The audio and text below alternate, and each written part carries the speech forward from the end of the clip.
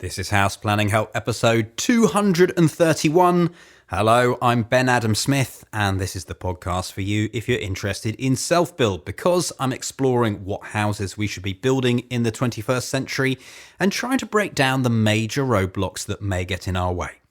Coming up in this session, my guest is interior designer Gabrielle Blackman, and you may have seen her on TV. She's a regular on DIY SOS, but she's also been advising us on our self-build. So we're going to dig into her process today. Whether you're hiring an interior designer or actually just going to do it yourself, I'm sure there's loads we can take away today.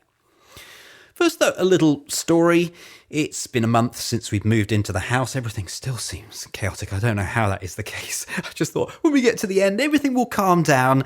The run into Christmas as well, probably not helping. Of course, we're hosting Christmas. We're classic self-builders. But we had a visit from architect Jay Cottrell. She was on the Buckinghamshire Passive House project, so you will have heard her on the podcast before. Also supplied the PH15 system for that project, which we love. And she made a really interesting comment walking around saying, Ben, what you've managed to do is all the little things that most people never get to. And that's funny because my perspective on it is very, very different. I walk around and think, oh, all of these little bits that we're still trying to do and haven't got to. So it makes me wonder that when you get to moving into the house, there will probably be a load of things that you still want to do. And maybe it's either time that's stopping you from doing those or money because the pot is empty by that stage. I just thought you needed the warning. However, this is lovely to be able to do this because we work remotely with Gabby for the whole process. And this was our chance to meet her. But she comes to the house because it's the key point of hiring an interior designer. You're dressing the house at the end, just tweaking it, make sure everything looks fabulous. So we're going to talk about the process first of all, whatever the project might be, and then the finishing touches, how that happens. I started by asking her, though, to tell me a little bit about her background. Well, I trained as an artist. And I love doing that, but I also really like working with people. So I realised I wanted to do something a bit more collaborative and hands-on and busy. And so I got into interior design. I worked for an amazing woman called Mary Fox-Minton, who was one of the original sort of minimalist interior designers. And she trained me, so I was sort of design junior for her. And then I went into doing yacht design. So I had a great fun few years designing super yachts, the interiors of super yachts, which was amazing. And and then it went from there, really. I've just been lucky enough to work for some of the most incredible designers in the business. So then it just made sense for me, really, to make my own company. And I absolutely love my job. Every day is a good day in interior design. Can we go through the process then? Is it the same for every piece of interior design? Yes, there is a process that I have developed and that I follow for every job. So no matter how big or small, you've just got to start with the basics. And for me, it always starts about space planning and layout. So where is your furniture going to go? How are you going to use the room? So you need to get to know your clients, get to know their lives and work out where they are. Do they have young children? Do they have dogs? Are they really busy? Do they work from home? How are they going to use each room? You really need to get into the heads of your clients, because what may seem obvious to them might not be obvious to you, And where is the line then between the architecture and interior design? Are they two different things? Are they one? They should always be one. But this is where a lot of conflict arises on site, because the use of the house and the practicality of the house can sometimes come into conflict with architecture. So an architect might want a floor-to-ceiling piece of beautiful glass, so you're celebrating the space of a room and all this wonderful natural light. And then I come in and say, but where are we going to put the furniture? How are we going to store stuff? There's always a bit of give and take, but it's a really healthy, robust relationship, because out of that often arguing and stress comes the right house for the client. So I love working with architects. It's always really exciting, but there's sometimes some shouting involved.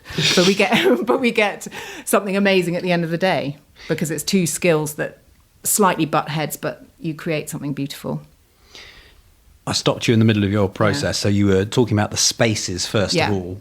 So the basis of any good interior design has to start with the layout. So the furniture layout and the way the space is going to be used and the flow of the space, which makes it sound more complicated than it is. It's really just about how are people going to move around this house and what do they need to keep in each room. And from then you layer up your electrical and lighting plan, the plumbing, the heating, but that all needs to flow from your layout, because otherwise people put in radiators in places where you wanted to put a sofa, or you need to be the boss of the layout, and you need to start that, and you need to get in absolutely from day one with that, and all the other trades need to follow you. Otherwise you end up with a really annoying situation where a client doesn't have the right electrical plan, or they have a radiator where they want to have a telly. It's just, crazy stuff can happen if you don't start with those basics. When you came on board with our project, it was quite interesting to me that, first of all, you immediately said that you liked what we had going. This was one of the intriguing things to me, that we spoke to a number of interior designers, and it was clear that most of them hadn't even looked at the plans, first of all. And then you made a suggestion about, I don't know, it was one of the layouts, the very first thing before we'd even hired you.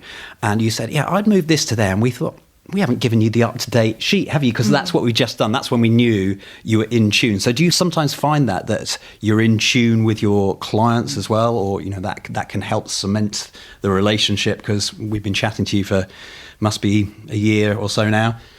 It's really important, because you've got to be in tune with your clients, and you've got to like them, and you've got to feel you understand them a little bit, because you're creating the most important space imaginable for them, and you need to be able to understand their way of thinking and really enjoy the job, because it's a tough process, and there are times when it's going to be frustrating, and I think it's a bit like designing a dress for somebody or cutting someone's hair. If you need to have good communication, and you need to enjoy getting to know those clients and want to deliver something fabulous for them. So what extra does an interior designer add?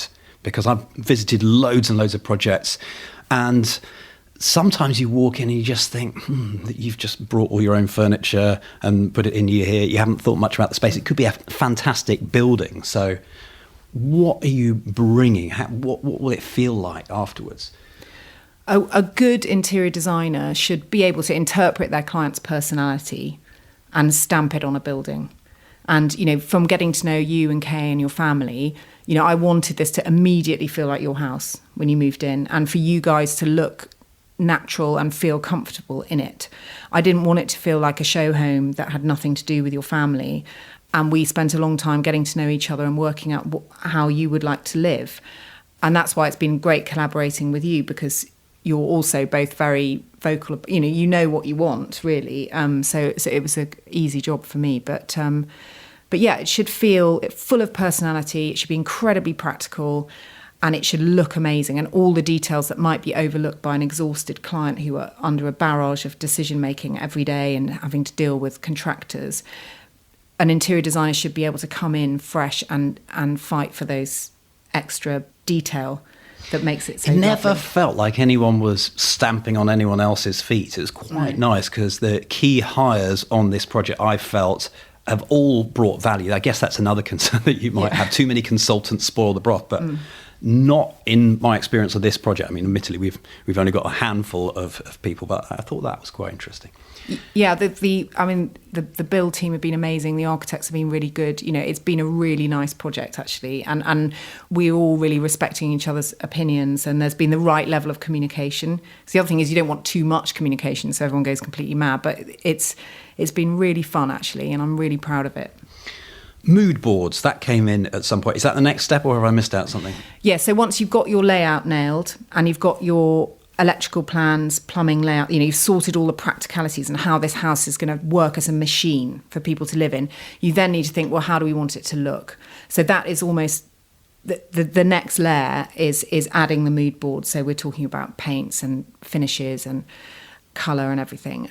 But that is something that people think is all I do, but actually it's just one tiny layer, because if you don't get the other bits right, it doesn't matter what colour you paint it. If you've created a rubbish, impractical room, it's going to look rubbish. We did ours on Pinterest. Always Pinterest for you? I do use Pinterest a lot because for clients that are engaged and tech savvy like you and Kay, it's a quick way of communicating because people can respond to a picture like that. You know, they know in their gut what's right for them, and is a good way of organising. So each room can have its own board, and it's a good way of thinking, oh, what was that thing we were looking at last month? Or, you know, it's quite a good record of the project developing. And does that help us in the specification too? I mean, I left a lot of that to you and Kay, but yeah.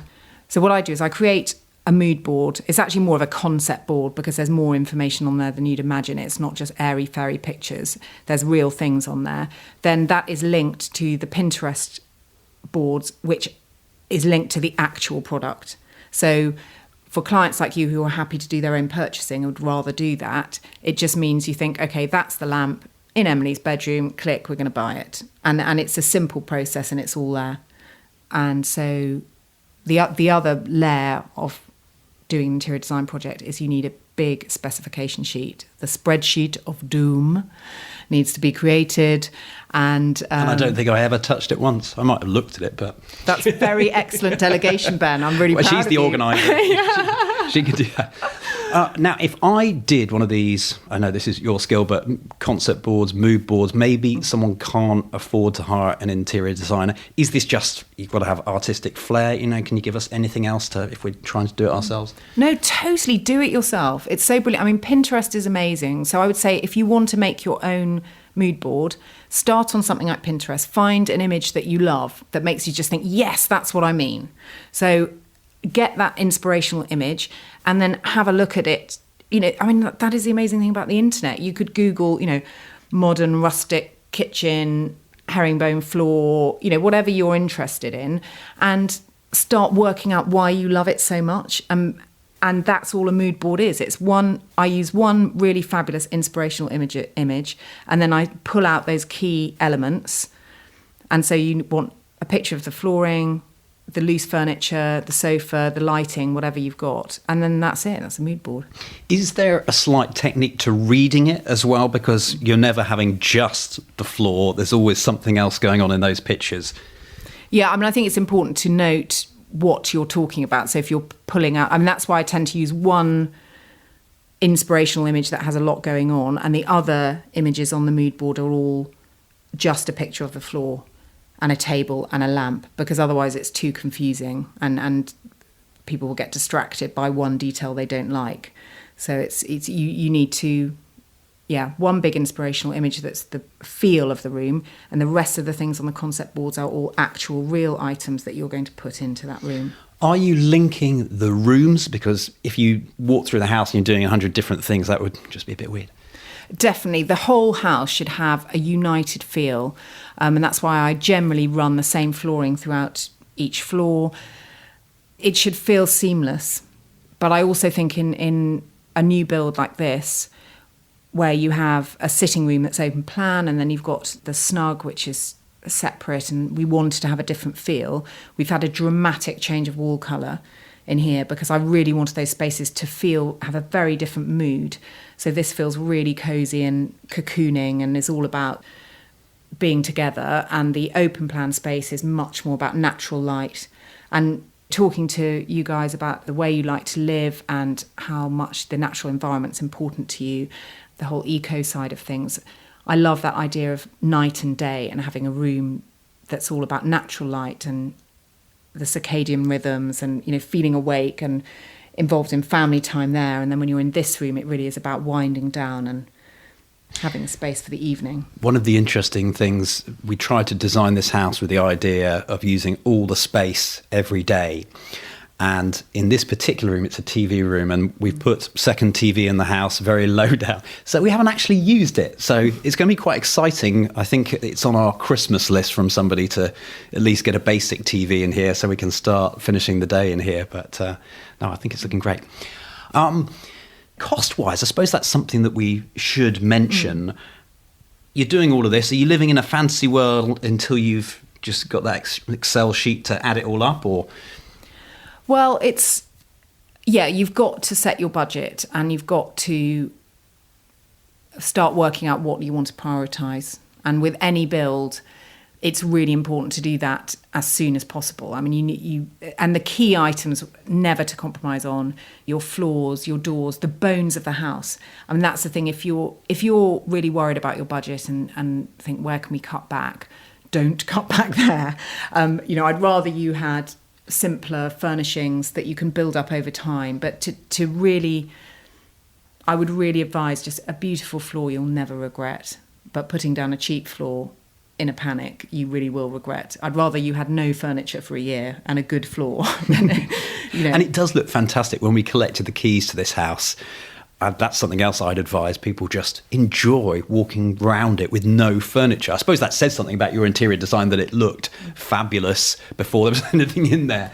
Exactly, and it was. And we chose a floor with that in mind because, the way you guys live and you've got young kids, we wanted space in here. So I wanted the negative space, the space with no furniture, and I wanted to feel really beautiful as well. And that's why we went for this herringbone, because it's just stunning and it looks amazing. And there's a lot of clean space in this house, which again is very much driven by your taste, that you don't want a lot of clutter. So the floor is the star. Now, what comes next in this process? Is there a little bit of a gap? We got everything costed up. We went to tender, and then Mark, the builder from Mars Builders, set off. And, there's not a massive amount that goes on. So when are we next getting on the phone with you? Well, the thing is, the next thing that happens is plans and mood boards meet real life. And there's always a lot of phone calls involved. So the best laid plans, everything changes. And it's about being flexible and not freaking out at that stage when whatever we thought was going to be perfect needs to be tweaked. So there's always a lot of back and forth between the contractor and the designer to make sure we can stick to the plan as much as possible. When we were ordering some of the things, it was a little bit strange because you've got it all on the mood board, but I noticed that too, that a lot of things, you just expect them to be online and available for a long time. So what do you do when you're trying to source these items and they just vanish overnight? You just have to do them once and then do them again when you get a bit closer. Yeah, it's incredibly frustrating because, again, a project can unexpectedly take longer than you think, or things go out of season and out of stock, and you just need to keep respecifying, and it takes a long time. And silly, crazy things that you would think would be easy take longer than you think. And interior design it's not a straight line. You've got to keep changing, keep tweaking, keep adjusting to real life and reality, and constantly evolving. We're sitting and staring at a couple of built-in units, and you luckily just took it on yourself to tell us, why not have some bespoke stuff? And this was genius because Mark, very gifted, and his team at carpentry, and we've got this all around the house in various key locations, and it's given everything a lift. So can you talk through some of those, and actually, if you've got a good carpenter, how simple they are? Well, that's the thing. Working with fantastic trades will make a house. And what I love about bespoke joinery is it will never go out of fashion. So if you do some really beautifully made but simple built-in shelves and cupboards, you need that storage anyway. Every family needs more storage than you can ever imagine. And cupboards are just the source of all happiness. So that's great. And having them beautifully made, it just means you'll never be bored of them. And But it's not complicated, anything that you've created here. There's a little bit of symmetry going on. Tell us about the back hall boot room area details, because again, it's a very simple idea that has just come out so well, and we get loads of compliments on that. Yeah, I absolutely love that space, and I love making neglected back of house spaces feel really luxurious and interesting. And I think that space, having the tongue and groove detailing that we specified, so we made it wider and a simple V-groove rather than a more traditional sort of cottagey feel, because I want this house to feel rustic but also contemporary. So we sort of lifted the detail, we made it very crisp and very simple. And because Mark is such an amazing joiner, everything lines up, it looks really effortless, it looks really beautiful, and it's just an amazing space. And there's a lot of doors in that little hall, so that's why we made everything in line with the tongue and groove paneling, because we wanted those doors to visually disappear, but also for that space to still feel interesting and loved, and it is one of our favourite spaces in the house now. It's great. Do you have a little bit of a repertoire? You know, it'd be intriguing for me to go and check out a few of the projects that you've worked on. I guess that's a silly thing to say because you've got all the DIY SOS stuff, so I must have looked at multiple different... But are there certain things that keep coming back, or you just constantly wanted to try new things? I'm always inspired by my clients, and my clients are all different. So that's why it's such a fun, wonderful job, is that when you think you've tried everything, then you meet a client who's got some crazy idea or has a completely different style of house. So, you know, working with you guys on this house, which is a modern house and with your taste, but I'm also doing beautiful Georgian houses with old master paintings in them. So every client is completely different, and it's really, again, like the dressmaking analogy, it's like making a beautiful dress for someone. You've just got to look at them and who they are and what they'll feel comfortable with. So it's no project is ever the same. But the principles of working with fantastic trades, having good communication, and getting those basics of layout and lighting and right are the same with whatever project you do. One of the strangest things of moving in is that you forget a lot of stuff. It's just a home. But for one reason or another, when we got on the hotline to you, some of the most stressful things are little things like choosing the plug sockets and light switches, etc. So why is that? And what support do you offer? Yeah. Well, building a house or doing anything to your house is really stressful. You've had your nest upset, you're spending loads of money, you're working with people you've never worked with before. It's really, really stressful. And working with an interior designer should help because you've got someone in your corner, and you've got someone in your corner who's experienced, and they are your agent on site. You know, they should be fighting for you 100% and can take a step back because they're not emotionally overwrought and exhausted by the experience like every client gets, and they can say, no, you know, you can get this wrong though, because I remember my mum saying when we said that we'd hired an interior designer, oh, you've got to be careful because we hired one once and it was an absolute waste of money.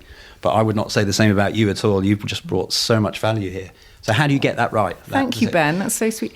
Yeah, I mean, you just got to find the right person for you. It's just like finding a hairdresser. Just go with someone you feel you can communicate with and understands you. And the fee structure should be done in such a way that you feel comfortable with it, and it's not an open checkbook because that's really stressful. So I think sort of chunks of work that are defined, you know, so you as the client are not feeling like, oh, I've agreed to have this crazy woman in my life for forever to charge me loads of money. You know, it needs to be budgeted for like every other part of the build. And it's worth pointing out that this is the first time today that we've actually met you in the flesh. So you've had a real grip on things, even though emails, photos, all of that sort of stuff. I mean, you feel like you know what is going on. Yeah, no, and it's I know this house. I could draw it in my sleep. You know, I'm obsessed and completely know every bit of this house. And it's been, even though weirdly I haven't been here before, which is really unusual. I mean, that is unusual. It's just the way our schedules have worked for this project, which is crazy. Absolutely crazy. I don't think it really matters. But it's worked somehow. Yeah. What about the things that we've been doing today? We have started on the finishing touches. How does that work? Or is it just moving things around? How did you prep us up before today? Well, this is the funnest bit, but also the most stressful bit, because if you think of it, a build is like a marathon, running a marathon. You're at the end of the marathon. Everyone's really tired, and the house needs to be dressed, and you need a bit of help and reinforcements. So I was going to be here today by hook or by crook to get this house styled and dressed. And so what we wanted to do was use all of your existing things, get them all out, and work out what we were missing. And actually, we're not missing that much. It looks absolutely gorgeous, but we just need a few more pieces to finish it off. But it's always a great thing just to clear the decks and get out all your old, because there may be things you've forgotten about that actually look wonderful, and you look at them with a fresh eye. And I think we're just missing a few little bits and bobs, and then it will be completely finished. Just finally then, a couple of things. I know if I had been doing the interior, I would have hit moments where things were going drastically wrong. So what can you do if, again, you're tackling this yourself and you just think something's not right here? Can you still fix it, or is it repainting again? And I think you can always fix it. And I think if it feels wrong, or if you feel slightly, I think listen to that little voice, and listen to yourself, because something that might be really in fashion, or that you're being slightly pressured to do because it's easier for the build, if in your heart you just think, it just doesn't feel like me, I'm not, just, sleep on it, but just stick to your guns. It's your home, and that's a really important thing. You should, it's your space, and don't be afraid to sort of make the unpopular decision. You've done that a few times. Interior designers do it every day. That's why everyone hates us. And finally, any tips, anything useful either from just your experience over the years, anything jump out at you about getting great interiors for self-build in particular? Most important tip is measure everything, because that's a good one. It sounds that sounds so silly, but that is a really good one, because a classic example was the sofas that have just arrived, that we measured one dimension because we were just thinking about it in the width, not thinking depth. Measure more. Yeah, measure everything. Be confident in your taste, because it is your home and you know what you like. You are the expert on you. So. Can you start creating a mood board almost before you build a house? There's a lot of time that you have. The trouble is, once you get into the thick of it, time vanishes. So can you be doing that as a little project before you have a house? Absolutely. I think before you even meet your first builder, get your mood boards done, get your layouts done, even if it's just sketches in your head. But I think the biggest mistake people do is they don't do enough prep. So they're asking builders to quote for something that they don't know what they're quoting for. So they've missed out the fact that you actually want glazed doors and herringbone floors and suspended fireplace or something. You need to write all that stuff down, and then you'll be in a chance of actually getting an accurate quote. I always write my own quotes for builders. I write it all out, and so everyone knows exactly what they're doing. But all that thinking, that creative thinking, needs to happen before. And then you'll be able to achieve it, because it's too late by the time it's being built. It's just, what it's like. The build beast runs away with you, and then it's too late.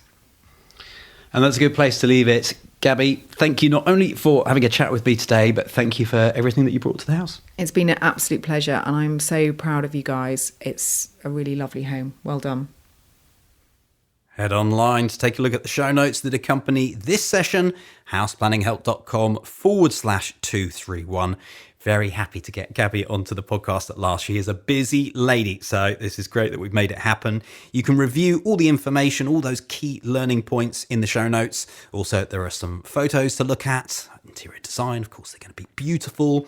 We've got an example of what the mood board looks like. Perhaps you've got a comment or you'd like to ask a question. Well, scroll down to the bottom of the show notes and there's a place to type away. We'll link you to Gabby, houseplanninghelp.com/231.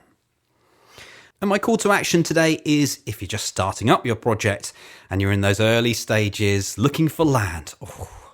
That was the toughest thing on our journey. I think it took about 2.5 years to secure a piece of land. If you're in that stage, or perhaps you're bashing your head against a brick wall right now, we've got a free course to help you out, to give you some tips that might just push you over the edge to buying that plot and marching on. houseplanninghelp.com/land. Go and check it out now. There we go, another episode done and dusted. Thank you so much for listening. The House Planning Help podcast is produced by Regen Media, content that matters.